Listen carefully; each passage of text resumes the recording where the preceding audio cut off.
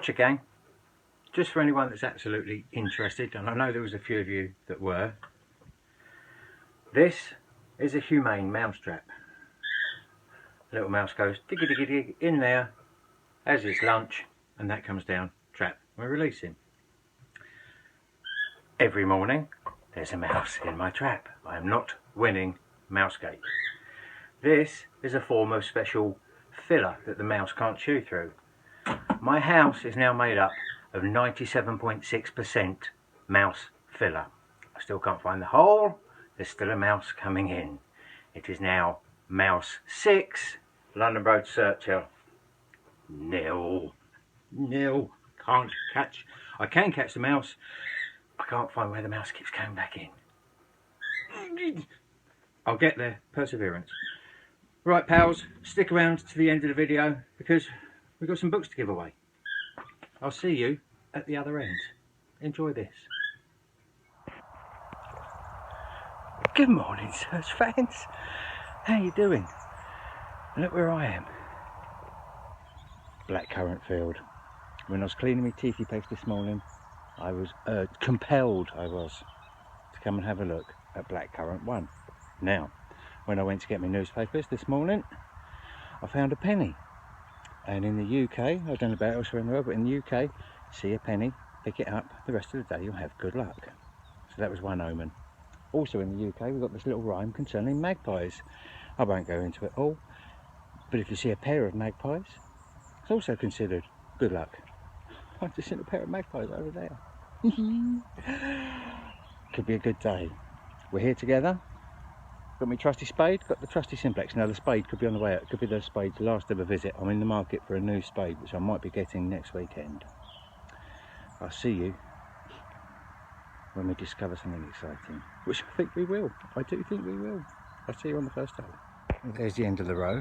We come 12 foot, the very first hole, and this came out. And I thought, God no. We can't have one on the first hole, no one would believe us. But it is in fact an old pewter button, which I'm a bit thankful for actually, because if that was a hammy on my very first hole, no one would believe you. Find number 1, a little button.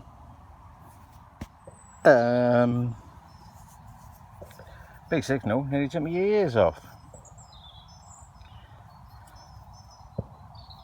No idea. It is one of them. Cool. From deep under blackcurrant bush. First coin of the day. Tiny little thin thing. Probably one of those old tokens that we can find quite a lot of on these fields. Don't think we can get anything from this one though, looking at it. Mind you, we'll give it a clean up at the ranch, and if there's anything to tell, well, we'll certainly tell. Hey, welcome back to Blackcurrant Field Part 2. It's had a trim. I've got a new member of staff. There's the bargain beast over my shoulder there. We're going to crack on. We're going to see what we can find.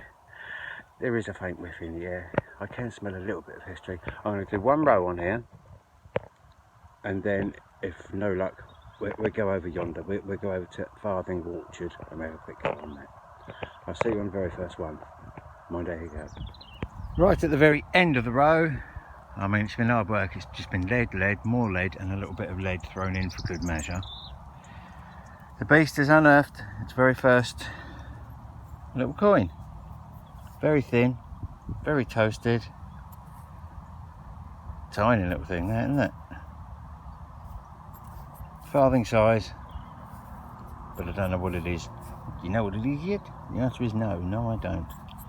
Well, we'll have a look back at the ranch. I think I'm going to call it quits. I've got about 10 foot to go, and then I'm going to go down to Farthing Orchard and see what we can find down there. See you down there. Maybe 10 yards, 15 yards in. Farthing Field. Obviously haven't done this row before. It's a nice big penny. Let's have a look at the year. Can we see a year? Here's Britannia. Hello. How are we all?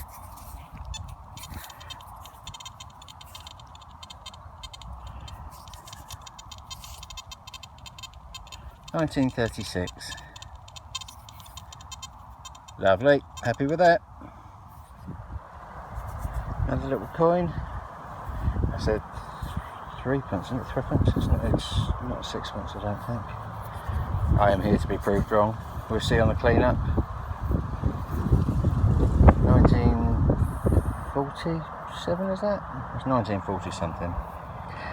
Another little coin. Happy days. 1912 halfpenny. 1912 halfpenny. Carry on. Going home soon, so I'm in a rush. Woo! Well, I've just told the Simplex that I'm going home. Give me a nice coin to go home with.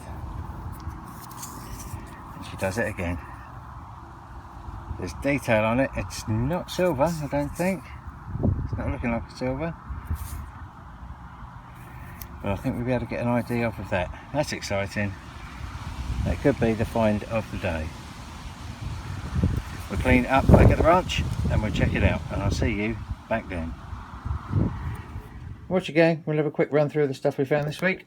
Don't think we did that badly, really. Thought that was a nice little brooch when that first came out, but it's the wrong type of metal and it's got too many little lugs on it to be a pin. So we'll discard that, unfortunately. That's the creased up, folded up coin that came out of the blackcurrant field. Haven't spent too much time cleaning it because, well, there's nothing on it, to be honest.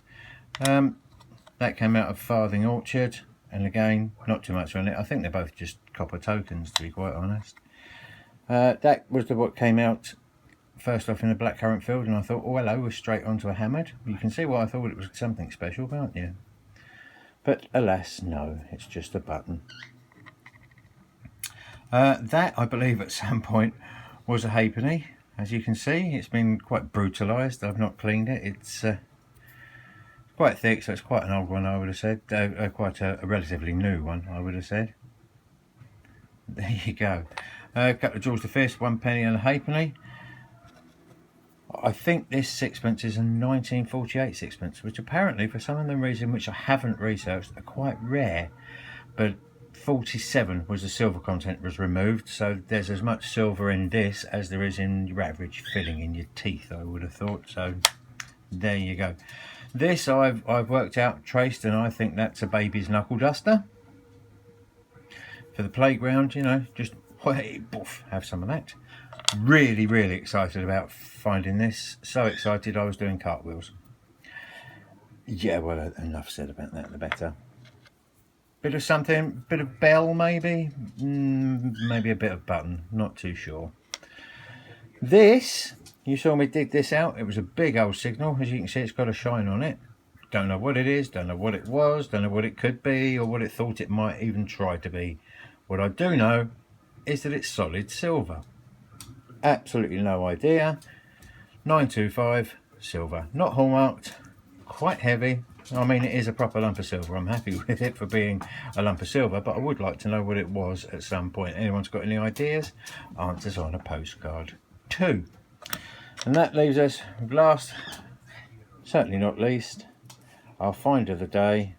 Can we see that? WEA, mid 17th century copper trade token. Let's have a little chat about that, shall we? So there you go. Just about make out on that WEA, maybe. I haven't been able to trace it. I believe it's a Kent token, and I think it might be from one of the pubs, one of the old boozers. But I haven't been. I've traced a GEA, but not a WEA. It might be relative. I don't know, but it's from the mid 1660s. So that's not bad. It's not, you know, it's a nice little find. We keep them. I mean, we've got quite a few of these now, so that's not bad. And we know the story about copper tokens, really, don't we? We've talked about it before. When old Charles I, was killed when he lost his battle in 1649. Oliver Cromwell decided, well, that was it. You know, we're not going to have a monarch anymore. So obviously, any coinage that he produced didn't have a monarch on it. But he didn't produce a lot. He certainly didn't produce a lot of the smaller coins which the people needed. So, because issuing coins when there was a monarch was punishable by death, they decided, right, well, that's no longer happening, it's not punishable by death, so we'll make our own. They made farthings mostly, they made halfpennies, and they made pennies. Now, farthing, as you remember, is a quarter of a penny. So it was really, really small change. So this is probably a Kent farthing from the mid 1660s. This one's made of copper, they were made of copper, pewter, and even leather. So there you go. That's the story of those. Now look, just as a little incidental, got some books. I know they're coming out backwards to you. It's the Detectivine books. I've got 4 of them, 1, 2, 3 and 4. They're the 1995 editions, so any price guides in them is just all out the window. So this is just purely for the illustrations and to help people work out what their finds are. A neighbour of mine saw them in a charity shop and thought of me, knocked on my door and said, here you go mate, you can have these, I've got these for you. I've already got the set, I don't need these are surplus to my requirements. So I've got the 1995, 1, 2, 3 and 4. If anybody wants them, you can have one each, absolutely free of charge. All I've asked you to do is share this video to your page, or a link to this video to your page. Let me know that you've done it. Send me your private message me your address and stuff and say, would you like 1, 2, 3 or 4? And I'll stick it in the post to you. Don't have to do anything, just share this. How about that? Giveaway for no apparent reason. I have gone over 200 subscribers, which I'm very, very grateful for. Very humble, thank you very much, that's good. But that isn't for this. This is just because I've got them, I was given them, I'm going to pass them on. Share the love. That's what we're doing.